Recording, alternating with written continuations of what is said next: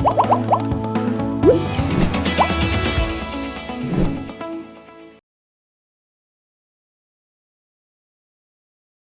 में से कई लोग अब भी इनकम टैक्स रिटर्न फाइल नहीं किए होंगे और अंतिम समय में रिटर्न फाइल करने की कोशिश कर रहे होंगे। कई लोगों को कुछ परेशानियां भी आ रही होंगी, तो इसलिए इस बार के टैक्स गुरु शो को हमने इनकम टैक्स रिटर्न स्पेशल बनाने की कोशिश की है, जिसमें इनकम टैक्स रिटर्न से जुड़ी हुई हर दिक्कतों को दूर करने की कोशिश हम करेंगे इस शो में। नमस्कार, मैं हूं लक्ष्मण राय और आप देख रहे हैं टैक्स गुरु, और इन सारे उलझनों को दूर करने के लिए हमारे साथ हैं जानी मानी टैक्स एक्सपर्ट गौरी चड्ढा। गौरी, आपका स्वागत है। बहुत बहुत धन्यवाद कि आपने इतने व्यस्त समय में यहाँ आने के लिए समय निकालना, क्योंकि मुझे पता है कि इनकम टैक्स रिटर्न फाइल करने की बड़ी कोशिश चल रही होगी। कितने घंटे काम करने पड़ते हैं? बिल्कुल, आजकल हम 15-15 घंटे काम कर रहे हैं और स्टाफ तो कई बार इससे भी ज्यादा काम करता है। अब बताइए, 15 घंटे 16 घंटे काम करने के बाद भी यहाँ पे स्टूडियो आई हैं ताकि हमारे दर्शकों के सारी उलझनों को दूर किया जा सके। इसलिए अगले आधे घंटे तक कहीं जाइएगा नहीं, क्योंकि हम आपको बताने वाले हैं कि इस शो में इनकम टैक्स रिटर्न से जुड़ी हर वो बारीकियां जिनका जानना आपके लिए है बेहद जरूरी। फॉर्म 16 नहीं है फिर भी फाइल कर सकते हैं इनकम टैक्स रिटर्न। आखिर क्या है तरीका, बताएंगे इस शो में। और साथ ही साथ इनकम टैक्स रिटर्न में कैपिटल गेन्स दिखाना क्यों जरूरी है, इस पर भी हम चर्चा करेंगे। लेकिन सबसे पहले बात, इनकम टैक्स रिटर्न का फॉर्म जब भरने जाते हैं तो सबसे पहले सीए भी कहते हैं और हम लोग भी ढूंढते हैं कि फॉर्म 16 कहाँ है जिसके आधार पर हम रिटर्न फाइल करें। लेकिन कईयों को दिक्कत ये आ रही है कि फॉर्म 16 है भी नहीं, तो क्या करें। तो गौरी, पहला सवाल यही है, क्या फॉर्म 16 के बगैर भी हम आईटीआर फाइल कर सकते हैं? जी लक्ष्मण, देखिए फॉर्म 16 वैसे तो बहुत इंपॉर्टेंट डॉक्यूमेंट है। फॉर्म 16 आपका हक है, आपको अपने एम्प्लॉयर से लेना है और आप राइटफुली मांग सकते हैं कि आपको फॉर्म 16 दिया जाए समय पे। लेकिन फिर भी कुछ केसेस सामने आए हैं जहां पे एम्प्लॉयर ने फॉर्म 16 नहीं दिया है, तो वो लोग थोड़े परेशान चल रहे हैं कि बिना फॉर्म 16 के रिटर्न कैसे भरें। तो रिटर्न आप भर दीजिए बिना फॉर्म 16 के, कोई दिक्कत वाली बात नहीं है। आपको पे स्लिप्स मिलती हैं, पे स्लिप्स में आपकी जो एग्जेम्पशंस का अमाउंट होता है वो क्लैरिफाई किया गया होता है कि आपकी पर मंथ आपको कितनी एग्जेम्पशन मिली है और पर मंथ आपको कितनी सैलरी मिली है, कितना बेसिक पे है, कितना डीए है, कितना पीएफ कटा है, और ये सारी जानकारी आपके जो पे स्लिप है उसमें होती है। तो उसको आपको हर महीने का टोटल करके और क्यूमुलेटिव फिगर अपनी रिटर्न में डाल के आपको रिटर्न भर देनी है। साथ ही इसको 26 एएस से आप जरूर मैच कर लें कि आपकी जो पे स्लिप्स हैं ये 26 एएस से मैच कर रही हैं, क्योंकि अगर ये 26 एएस से मैच नहीं करेंगी तो आपको जो है नोटिस आने का चांस बन जाता है। 26 एएस से मैच नहीं करेगा तो फिर 26 एएस में कैसे बदलाव किया जाए, इस पर भी चर्चा करेंगे आगे हम। लेकिन फॉर्म 16 में एक और सवाल आता है, कई लोगों के पास नहीं है, कई लोगों के पास एक के बजाय 2 फॉर्म 16 आ जाते हैं, उनको क्या करना चाहिए? जी लक्ष्मण, ये बहुत कॉमन केस है। एक के बजाय 2 फॉर्म 16 आते हैं, क्योंकि ये तब होता है जब आपने साल के बीच में अपने नौकरी जो है उसको चेंज किया है। तो जितने समय आप पुराने एम्प्लॉयर के पास थे उन्होंने उस समय का आपको फॉर्म 16 दिया होगा, नए एम्प्लॉयर ने मार्च तक का आपको फॉर्म 16 दिया होगा, तो आपके पास 2 फॉर्म 16 आ जाएंगे। इसमें 2 केस बनते हैं। एक तो ये है कि आपने अपने नए एम्प्लॉयर को पुराने इनकम की जानकारी दी थी, तो आपको नए एम्प्लॉयर ने ही फॉर्म 16 दिया होगा और उसमें पुरानी जो इनकम है वो रिफ्लेक्ट कर रहा होगा। अगर ऐसा नहीं है, आपको 2 फॉर्म 16 मिले हैं और आपको दोनों ही एम्प्लॉयर ने बेसिक एग्जेम्पशन लिमिट भी दी होगी, आपको स्टैंडर्ड डिडक्शन भी 2 बार मिल गई होगी, लेकिन एक्चुअल में तो आप एक ही बार ले सकते हैं, तो दोनों फॉर्म 16 को क्लब करके आप रिटर्न भरेंगे और बेसिक एग्जेम्पशन लिमिट और स्टैंडर्ड डिडक्शन, बाकी डिडक्शन जितनी है वो सब आपको एक एक बार मिलेगी। तो आपका हो सकता है कि इस केस में आपका टैक्स पेबल बन जाए। हालांकि इनकम टैक्स रिटर्न से जुड़ी और कई सारी बातें हैं कि कौन सा फॉर्म चुने, एआईएस कैसे ठीक करें, कैपिटल गेन्स कैसे दिखाएं, इन सारे मुद्दों पर बातचीत करेंगे। लेकिन इस बीच हमारे साथ कई सारे फोन कॉल आ रहे हैं। एक सवाल आया मनोज गौतम जी का, जो फोन लाइन पर बने हुए हैं। मनोज जी नमस्कार, क्या सवाल आपके पास? अरे सर, मेरा ये है कि मैं सैलरीड पर्सन हूँ। ठीक है। और स्टॉक मार्केट में कुछ स्टॉक्स हैं और क्या कहते हैं, म्यूचुअल फंड है। डिविडेंड आया हुआ है जो है, तो उस पर टैक्स जो देना है, तो उसके लिए जो है आईटीआर 1 भरना पड़ेगा या आईटीआर 2 करना पड़ेगा? ठीक है, देखिए आपकी अगर तो सैलरी इनकम है और डिविडेंड से इनकम है, तो जो डिविडेंड की इनकम होती है वो इनकम फ्रॉम अदर सोर्सेज में जाती है, जो आप आईटीआर 1 में आसानी से दिखा सकते हैं।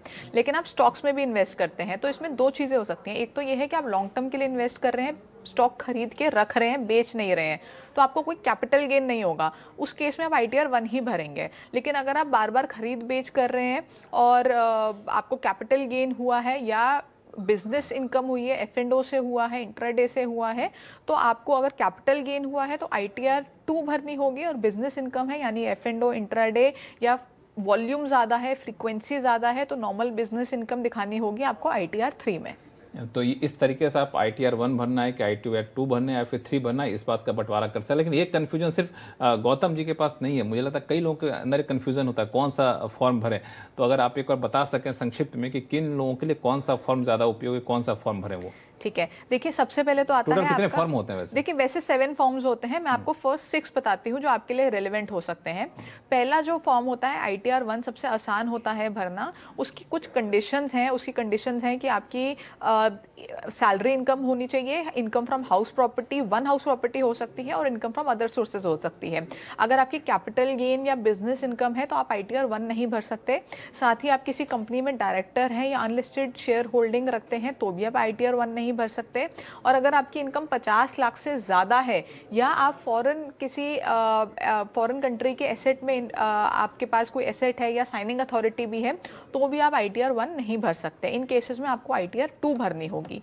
ITR 2 तब है जब आप ITR 1 में फॉल नहीं करते या आपकी कैपिटल गेन की इनकम है तो ITR 2 आप भरेंगे। अगर आपकी कोई बिजनेस इनकम है जिसमें आप प्रॉफिट एंड लॉस अकाउंट और PNL जो प्रॉफिट एंड लॉस अकाउंट और बैलेंस शीट बनाते हैं उस केस में आपको ITR 3 भरनी होगी। और अगर आप प्रिजम्पटिव में जाना चाहते हैं, जो प्रिजम्पटिव स्कीम होती है सेक्शन 44AD और सेक्शन 44ADA, जिसमें आप अपने ग्रॉस टर्नओवर का एक परसेंटेज अपना प्रॉफिट डिक्लेयर करते हैं, एक्चुअल करते हैं, और उसको आप ITR 4 में दिखाते हैं। ITR 5 होती है पार्टनरशिप फर्म्स और LLPs के लिए, और ITR 6 होती है कंपनीज के लिए। तो ये कुछ ITRs हैं जो आपको देख के आराम से समझ के कि कौन सी ITR आपके लिए एप्लीकेबल है तब भरनी है। जिस तरीके से सरकार बार बार कहती है कि हम लोग ITR फॉर्म को काफ़ी ज़्यादा सरल कर दिए, तो लोग खुद से इनकम टैक्स रिटर्न फॉर्म भरना शुरू कर देते हैं। तो अक्सर गलतियाँ कौन कौन से करते हैं लोग, वो जरा बता दीजिए जिससे बचा भी जाए। देखिए सबसे पहले तो जिस तरह हम शुरू में डिस्कस कर रहे थे कि AIS और 26 ईयर्स चेक करना बहुत ज़रूरी है, तो कुछ लोग जल्दबाजी में रिटर्न भर देते हैं, अपने बाकी डॉक्यूमेंट्स चेक नहीं करते, 26 ईयर्स चेक नहीं करते, AIS चेक नहीं करते, और उसमें मिसमैच आ जाता है, तो उसमें नोटिस आने का डर होता है। इसके अलावा जैसा मैंने आपको बताया कि कैपिटल गेन्स लोग भूल जाते हैं कि उनका कैपिटल गेन है और AIS में रिफ्लेक्ट कर रहा होता है, वो खाली अपनी सैलरी इनकम दिखा के रिटर्न भर देते हैं। अच्छा, कई लोगों को ये नहीं पता लगता कि कैपिटल गेन क्यों हुआ है। कई लोगों ने STP लगाई होती है, तो STP का मतलब होता है कि पहले आपने पैसा रिडीम किया, उसके बाद री इन्वेस्ट किया, तो उस केस में भी कैपिटल गेन लगता है, तो वो इन्फॉर्मेशन रह जाती है। या कोई सोर्स ऑफ इनकम आपकी रह जाती है, जैसे आपको कहीं से इंटरेस्ट आया या आपको FD का इंटरेस्ट आया, सेविंग्स का इंटरेस्ट आया। कई लोग सोचते हैं कि सेविंग्स का इंटरेस्ट 10,000 तक एग्जेम्प्ट होता है, सीनियर सिटीजन के केस में 50,000 तक एग्जेम्प्ट होता है, तो वो दिखाने की जरूरत नहीं है, लेकिन तो वो भी दिखाना जरूरी है। एग्जेम्पशन क्लेम कर सकते हैं आप, या आप अपनी डिडक्शन को गलत क्लेम कर लेते हैं। तो ये कुछ गलतियां हैं जो आमतौर पे लोग करते हैं, लेकिन आपको उन गलतियों से बचना चाहिए, क्योंकि बाद में अगर नोटिस आएगा तो फिर आपको अलग पछड़े में पड़ना पड़ेगा। तो ये सारी गलतियां ना करें, और जो गौरी ने बताया आपकी कौन सा ITR फॉर्म आपके लिए उपयोगी है उसी फॉर्म को भरें। और समय बहुत कम है, इसलिए आप अंतिम समय का इंतजार आप मत करिए, क्योंकि अंतिम समय आखिरकार आ ही चुका है। और इस इंतजार में मत रहिए कि सरकार शायद एक्सटेंशन दे देगी कि तो हम तब भरेंगे, तो इस इंतजार में बिल्कुल मत रहिए। आप हर वक्त को अंतिम समय मान कर अपना ITR फॉर्म जरूर भरिए। और जो टैक्स गुरु में हमने आपको उपाय बताए हैं, टिप्स दिए, उम्मीद करता हूं कि टिप्स आपके काम काफ़ी आएंगे। अगले सवाल के लिए चलते हैं मुंबई, जहां से सुधाकर कनकल जी हमारे साथ फोन लाइन पर। डॉक्टर सुधाकर कनकल। सुधाकर जी नमस्कार। हेलो जी नमस्कार। Good afternoon Lakshman ji, good afternoon जी नमस्कार। आप डॉक्टर पेशे से हैं कि PhD? Sudhakar Kanka, practising paediatrician, child specialist in from Chembur. हाँ बताएं। माय क्वेश्चन इज, हाँ my daughter is NRI for last 7 years. ठीक है। And her total income for this year is 2,38,000 only. Out of this, 1,20,000 is dividend income from Indian companies. ठीक है। Is she liable to pay tax on this dividend? And second question is, can she become HUF karta after our death? ठीक है, ठीक है, आपके सवाल का जवाब मिलेगा। गौरी क्या सुझाव होगा? देखिए क्योंकि वो NRI हैं तो इंडिया में उनको रिटर्न तभी भरनी है जब उनकी इंडिया में अखरू या अराइज हो रही है इनकम और वो 2.5 लाख से ऊपर है। अब आपने बोला कि आपकी इनकम 2,30,000 या 36,000 जो भी आपने बताया, 2.5 लाख से कम का अमाउंट आपने बताया, 2,38,000, तो आपको रिटर्न भरने की जरूरत नहीं है। लेकिन आपका शायद TDS कटा होगा इस डिविडेंड पे और बाकी इनकम पे, तो अगर आपको उसका रिफंड लेना है तो आपको रिटर्न भरनी जरूरी है। अगर आप रिटर्न नहीं भरेंगे तो वो रिफंड नहीं आएगा, बट एज पर लॉ आप रिटर्न अगर नहीं भी भरेंगे तो कोई दिक्कत नहीं है। चलिए, तो आप रिटर्न नहीं भरेंगे तो कोई दिक्कत नहीं, लेकिन रिटर्न भर देना चाहिए। हाँ जी, भर देनी चाहिए अपना। नहीं, देखिए, जो डिविडेंड होता है वो आपका स्लैब रेट पे टैक्सेबल होता है। कुछ साल पहले तक तो डिविडेंड एग्जेम्प्ट होता था क्योंकि कंपनीज डिविडेंड टैक्स भरती थी, लेकिन कुछ साल पहले इसको शेयर होल्डर के हाथ में टैक्सेबल कर दिया गया। तो अब ये शेयर होल्डर के हाथ में जब टैक्सेबल हो गया तो ये आपके स्लैब रेट पे चला गया। अब स्लैब रेट का मतलब है कि आपकी तो 2.5 लाख से कम इनकम है तो आपको तो टैक्स वैसे ही नहीं देना, और जहां तक बात है 5 लाख की, तो अगर आपकी इनकम 5 लाख तक भी है तो भी आपको कोई टैक्स देने की जरूरत नहीं है, क्योंकि 5 लाख से नीचे अगर इनकम है तो कुछ टैक्स नहीं बनता। तो 5 लाख तक आपको चिंता करने की जरूरत नहीं है। 5 लाख के ऊपर जाएंगे तो जो भी स्लैब में आप फॉल करेंगे उस स्लैब रेट पे आपको टैक्स देना होगा। चलिए, अब हम चर्चा करेंगे एनुअल इनकम स्टेटमेंट AIS की, जो कि इन दिनों इनकम टैक्स रिटर्न भरने वालों के लिए बेहद ज़रूरी हो गया है। तो ये जो AIS है गौरी, मैं मान के चलता हूँ जो लोग ITR फाइल कर रहे हैं उनको AIS जरूर देखना चाहिए। जी बिल्कुल, देखिए, पहले 26AS मेन डॉक्यूमेंट हुआ करता था, आज भी 26AS मेन डॉक्यूमेंट है, लेकिन इसी के साथ साथ AIS भी एक डॉक्यूमेंट ऐड हो चुका है पिछले साल से, जिसके अंदर बहुत डिटेल में जानकारी दी जाती है। तो AIS चेक करना बहुत ज़रूरी है। अगर AIS चेक नहीं करेंगे तो कोई ना कोई इन्फॉर्मेशन आपकी ज़रूर रहेगी, जो मेरा एक्सपीरियंस कह रहा है पिछले 2 साल से। लेकिन इसमें कई बार ये देखने को मिलता है कि AIS में ऐसी जानकारी भी होती है जो टैक्स पेयर को पता भी नहीं होता है। कई बार वो जानकारी गलत भी होती है तो सही भी होती है। सबसे पहली बात तो सवाल तो ये कि अगर मान लें गलत जानकारी तो कैसे ठीक करें? देखिए लक्ष्मण, बिल्कुल आपने ठीक कहा, लोगों को पता ही नहीं होता AIS में क्या जानकारी आ रही है। तो सबसे पहले तो मैं आपको बता दूं, अगर AIS में गलत जानकारी आ रही है तो आपके पास फीडबैक का ऑप्शन होता है, विच इज़ ऑप्शनल, ज़रूरी नहीं है आपको डालना है। अगर कोई गलत जानकारी है तो उसको रेक्टिफाई करा सकते हैं फीडबैक के जरिए। दूसरी बात यह है, बड़ी इंटरेस्टिंग बात है कि इस बार ये, और पिछली बार भी ये एक्सपीरियंस किया था, इस बार तो बहुत ज़्यादा एक्सपीरियंस किया है ये, कि क्लाइंट्स को पता ही नहीं है कि उनका कैपिटल गेन भी आ रहा है। कोई क्लाइंट आता है, वो कहते हैं जी हमारी तो खाली सैलरी इनकम है, और अपना फॉर्म 16 दे के चले जाते हैं। हम उनका AIS चेक करते हैं तो पता लगता है कि उनकी तो कैपिटल गेन भी हुई है, और काफ़ी अच्छे बड़े बड़े अमाउंट्स की कैपिटल गेन है जो उनको पता ही नहीं है। फिर वो अपने ब्रोकर से बात करते हैं तो पता लगता है कैपिटल गेन है।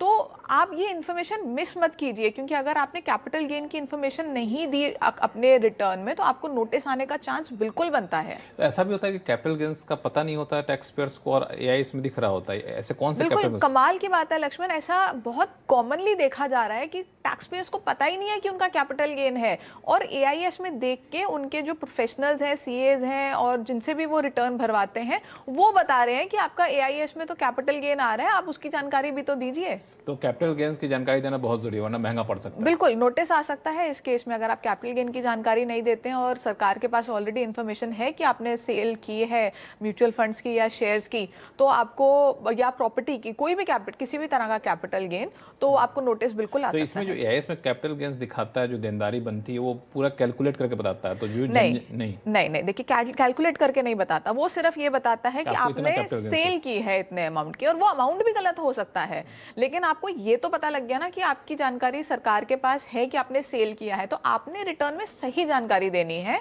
और सही रिटर्न में देनी है। जैसे अगर आपका कैपिटल गेन नहीं है तो आप तो ITR 1 भर देंगे, कैपिटल गेन है तो आपको ITR 2 भरनी है। तो आपको इस चीज का भी ध्यान रखना है कि आप कौन सी रिटर्न चूज कर रहे हैं। तो ये बड़ा ही खतरनाक सा फॉर्म है, फॉर्म 6 AIS। मुझे लगता है इसको हर किसी को जानना चाहिए, और कोई इनकम आप छुपाना चाहते हैं तो छुपा नहीं सकते, इसलिए बिल्कुल ईमानदारी से भर दीजिए। हाँ, कोई जानकारी है जहाँ पे आपको गलती दिख रही है तो आप इसको ठीक करने का मौका भी यहाँ पे आपको मिलता है। चलिए अब चलते हैं ठाणे, जहाँ से हमारे साथ शार्दुल जी फोन लाइन पर हैं। शार्दुल जी नमस्कार, क्या करते हैं आप? मैं प्राइवेट सेक्टर में ऑडिट के फॉर्म में, मतलब मैं हूँ एज अ ऑडिटर। अरे वाह, अरे तब तो आपको टैक्स की कई सारी चीजें पता होंगी पहले से। बताएं क्या सवाल आपके पास? तो मेरे 2 सवाल है। तो पहला तो ये है कि अगर मैं कंपनी क्वार्टर में रहता हूँ तो जो क्वार्टर है वो कंपनी प्रोवाइड करती है, और उसके अलावा अगर मैंने दूसरा अगर फ्लैट लिया रहेगा तो उस पे अगर जो रेंट मिलता है, जो रेंट पे मैंने दिया है वो फ्लैट, तो जो रेंट मिलता है तो उसका जो इनकम है हाउस प्रॉपर्टी का, तो क्या मैं वो ITR 1 में दिखा सकता हूँ? बिकॉज अभी तो मैं कंपनी के क्वार्टर में रहता हूँ। लक्ष्मण, देखिए, जो ITR 1 है उसके कुछ कंडीशंस हैं।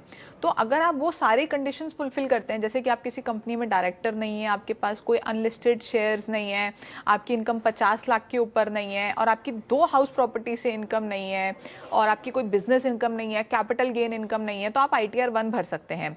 तो ITR 1 अगर आपकी नॉर्मल सैलरी इनकम आती है जो 50 लाख से कम है, और साथ ही आपका वन हाउस प्रॉपर्टी से आपकी इनकम आ रही है तो आप ITR 1 बिल्कुल भर सकते हैं, लेकिन ये जो बाकी कंडीशंस मैंने बताई वो देख लीजिएगा। अगर वहां से कहीं आप फॉल करते हैं उस किसी कंडीशन में तो आपको ITR 2 भरनी होगी। एक सवाल लेते हैं तरुण जी का, और इनका सवाल ईमेल के जरिए आया है। दरअसल इनके पिताजी पिछले साल रिटायर हुए हैं और उन्होंने इनके सेविंग अकाउंट में 30 लाख रुपए ट्रांसफर कर दिए। अब ये जानना चाहते हैं कि ये अपने इस राशि को जो उनके पिताजी ने इनको ट्रांसफर किया है, इसको ये कैसे अपने ITR में दिखाएं। पेचीदा सवाल है कि नहीं, ऐसा होता है? देखिए बहुत कॉमन है, अपने फैमिली में से किसी से भी कोई भी रकम आपको गिफ्ट में मिलना बहुत कॉमन चीज़ है। फादर ने अपने सन को दी है तो ये सेक्शन 56 में पूरी तरह से एग्जेम्प्ट होती है, इसके ऊपर आपको कोई टैक्स नहीं देना होता। अब बात आती है कि इसको ITR में दिखाना है या नहीं दिखाना है, तो इस पे अलग अलग प्रोफेशनल्स के अलग अलग व्यू हैं। कुछ लोग कहते हैं दिखाने की ज़रूरत नहीं है, कुछ लोग कहते हैं दिखाना ज़रूरी है। तो मेरे हिसाब से आपको दिखा देना चाहिए। एग्जेम्प्ट कॉलम में, एग्जेम्प्ट इनकम में आप इसको दिखा दें कि आपको इतनी रकम मिली है जो कि एग्जेम्प्ट है। साथ ही साथ जो हम हमेशा बताते हैं, स्पेशली क्योंकि ये रकम भी बड़ी है, तो आप एक गिफ्ट डीड ज़रूर बनवा लें या उनसे ईमेल पे या एक लेटर ले लें कि उन्होंने आपको ऑनलाइन ये पैसा ट्रांसफ़र किया है, ये चेक नंबर है, ऑनलाइन ट्रांसफ़र किया है तो रेफरेंस नंबर है, इस डेट पे ट्रांसफ़र किया है और एक गिफ्ट के तहत आपने ट्रांसफ़र किया है। तो आपको आगे चल के अगर कभी केस लगता है या कोई नोटिस आता है तो कोई परेशानी नहीं हो। गौरी, मेरे पास एक सवाल आया अहमदाबाद, जहां से राजेश खतवानी जी हमारे साथ फोन लाइन पर हैं। राजेश जी नमस्कार। लक्ष्मण जी नमस्कार, एंड गौरी मैम नमस्कार। मैं आप सबका बहुत आभारी हूँ कि इतना इंफॉर्मेटिव शो देखने को मिल रहा है। बहुत कुछ सीखा है, आज मेरी क्वेरी को चांस मिला है, उसके लिए CNBC का धन्यवाद। मेरा सवाल ये है कि जो रेसिडेंट डॉक्टर्स ड्यूटी करते हैं अपनी और MD और MS का कोर्स करते हैं, उनको स्टाइपेंड दिया जाता है, वो टैक्सेबल होता है या नॉन टैक्सेबल? 3 साल से मेरा सन है, वो MS का कोर्स कर रहा है और अभी 4th ईयर में है। तो मेरा जो CA साहब हैं वो कह रहे हैं कि इसको टैक्सेबल गिन के अपन टैक्स भरेंगे। मैं 3 साल से तो भर रहा था। कॉलेज से जो एक लेटर मिलता है उसमें लिखा होता है कि this is for income tax purpose only and we have not deducted any TDS as per the section 1016 of income tax act. तो उसके हिसाब से तो वो TDS ही नहीं काटते हैं, तो ये स्टाइपेंड तो स्कॉलरशिप टाइप गिना जाना चाहिए, हमें भरना ही नहीं चाहिए। मेरे सन के इतने सारे दोस्त हैं डॉक्टर्स, उन्होंने किसी ने टैक्स नहीं भरा है, इनकम टैक्स नहीं भरा है। आप जानना चाहते हैं कि स्टाइपेंड पे टैक्स भरना चाहिए कि नहीं चाहिए? जी, और अभी मेरा ये जो लास्ट ईयर है 4th ईयर, तो मैंने कुछ ट्रिब्यूनल के हियरिंग देखे, इनकम टैक्स ट्रिब्यूनल के चंडीगढ़ के 2009 के, जिसमें ट्रिब्यूनल ने कहा है कि ये जो स्टाइपेंड दिया जाता है इन बच्चों की पढ़ाई के खर्चे के लिए दिया जाता है, तो स्कॉलरशिप गिना चाहिए और नॉन टैक्सेबल होना चाहिए। बिल्कुल, इसका इनकम टैक्स की असेसिंग। जी बिल्कुल, आपके इस सवाल का जवाब देंगे, लेकिन इससे पहले आपका बहुत बहुत शुक्रिया कि आप हमारा शो देखते रहते हैं और आपको हमारा शो अच्छा लगता है। आपको जब भी कोई उलझन हो आप बिल्कुल लिखा करिए, लेकिन सबसे पहले आपके सवाल का जवाब लेते हैं। गौरी, क्या सुझाव देंगे इनको? देखिए, सब जो जानकारी इनके पास है, मैं कहूँगी बिल्कुल सही आपने रिसर्च की है और बिल्कुल सही जानकारी आपके पास है। तो जो स्टाइपेंड होता है इसमें ना हर किसी का अलग व्यू है। कुछ लोग कहते हैं कि स्टाइपेंड टैक्सेबल है, कुछ लोग कहते हैं स्टाइपेंड नॉन टैक्सेबल है। तो इसमें आपको पर्पस देखना होता है। जो स्टाइपेंड आपको मिल रहा है, अगर तो वो आपकी सर्विसेज के लिए आपको मिल रहा है, जो काम आप कर रहे हैं उसके लिए मिल रहा है, तो ये टैक्सेबल होगा। अगर ये आपकी पढ़ाई के खर्चे के लिए आपको मिल रहा है, आपके रहने के लिए मिल रहा है और जो पढ़ाई के खर्चे उठाने के लिए अगर आपको मिल रहा है, तो आपका ये नॉन टैक्सेबल होगा सेक्शन 1016 में। अब आपके जो लेटर मिला है उसमें क्लैरिफाई किया गया है कि ये 1016 के तहत मिल रहा है। तो 10 जो सेक्शन 10 वाली फैमिली होती है वो एग्जेम्पशन होती है, तो उसमें आपको कोई टैक्स देने की ज़रूरत नहीं है। और जो ट्रिब्यूनल जजमेंट की आपने बात की उसमें भी यही कहा गया है कि ये आपको अगर आपको फर्दर स्टडीज़ के लिए मिल रहा है तो वो जजमेंट बिल्कुल ठीक आपने पढ़ी है इस केस में, क्योंकि ये आपको फर्दर स्टडीज़ के लिए मिल रहा है और ये लेटर में भी लिखा है, तो आपको इस पर टैक्स नहीं देना पड़ेगा। लेकिन ये जो 3 साल तक इन्होंने टैक्स दिया उसका क्या रिटर्न फाइल कर सकते हैं? उसका तो आप कुछ नहीं कर सकते, वो रिटर्न तो अब रिवाइज हो नहीं सकती, वो उसका टाइम निकल चुका है, तो वो टैक्स तो आपका चला गया। लेकिन आगे से आप ना टैक्स भरें और लेकिन रिटर्न आप फिर भी भरते रहें, उसको एग्जेम्प्ट इनकम में दिखा के रिटर्न भरते रहें। चलिए, अगले कॉलर हमारे साथ मुंबई से ही हैं, MK गुप्ता जी। गुप्ता जी नमस्कार, क्या सवाल आपके पास? नमस्कार लक्ष्मण जी, नमस्कार गौरी जी, मैडम जी नमस्कार। आपका CNBC में काफी टाइम से देखता हूँ, I am very impressed, share trading भी करता हूँ मैं। तो एक सवाल ये था, हमारे नॉन ऑपरेटिंग फैक्ट्री है फादर की, 0 बैलेंस शीट है, उसमें 2-3 कमरे बने हुए हैं। फादर एक्सपायर हो गए तो पार्टनरशिप में 5 भाई ऐड हो गए। अभी इसको हम सेल कर रहे हैं तो इनहेरिटेंस या कोई टैक्स सेविंग के क्या तरीके, या पार्टनरशिप के हम शेयर सेल कर सकते हैं क्या दूसरी पार्टी को, तो टैक्स सेविंग में कैसे इसको हम, और रेजिडेंशियल प्रॉपर्टी खरीद के उसको सेव कर सकते हैं क्या? नहीं, अभी ये प्रॉपर्टी आपकी पार्टनरशिप फर्म के नाम पे है जी। ठीक है, तो ये आपकी जो प्रॉपर्टी आप बेचेंगे तो आपकी जो कॉस्ट ऑफ एक्विजिशन है वो ली जाएगी, जो आपके फादर ने जिस रेट पे खरीदी थी उस रेट पे आप कॉस्ट ऑफ एक्विजिशन लेंगे और आपके पार्टनरशिप फर्म के हैंड्स में ही ये टैक्सेबल होगी। उसके बाद आप इसको डिवाइड कर सकते हैं 500 पार्टनर्स के बीच में, लेकिन पहले आपको इसको पार्टनरशिप फर्म में लेना पड़ेगा और कॉस्ट ऑफ एक्विजिशन पुराने जो ओनर हैं उनकी लेनी होगी, क्योंकि आपके फादर ने शायद काफ़ी कम रेट पे खरीदी होगी। और जहाँ तक मैं समझ पा रही हुई आपकी लॉन्ग टर्म एसेट होगी, कई साल पहले आपने खरीदी होगी, तो आपको इसमें इंडेक्सेशन का बेनिफिट मिलेगा। इंडेक्सेशन का मतलब है कि जिस साल में आपने खरीदी थी उस साल को आप आज की डेट के हिसाब से इन्फ्लेशन एडजस्ट कर लेते हैं, तो कॉस्ट ऑफ एक्विजिशन आपकी बढ़ जाती है, तो उस केस में आपका जो कैपिटल गेन है वो कम हो जाएगा और टैक्स उससे कम हो जाएगा। गौरी, आपका बहुत बहुत शुक्रिया सभी सवालों का जवाब देने के लिए और इनकम टैक्स रिटर्न फाइल करने के सारे उपाय बताने के लोगों को। टैक्स गुरु में फिलहाल इतना ही। आपके पास कोई भी सवाल हो, चाहे इनकम टैक्स से जुड़ा हुआ हो या फिर जीएसटी जुड़ा हुआ, आप हमें लिख भेजिए tax@moneycontrol.com पर। हाँ, आप अपने सवाल जब भेजते हैं तो अपना नाम और मोबाइल नंबर जरूर लिखें, ताकि उससे मोबाइल नंबर के जरिए हम आपसे कांटेक्ट कर सकें, आपके सवालों को बेहतर तरीके से उसका जवाब दे सकें। तो टैक्स गुरु में फिलहाल इतना ही। देखते रहिए CNBC आवाज़। नमस्कार।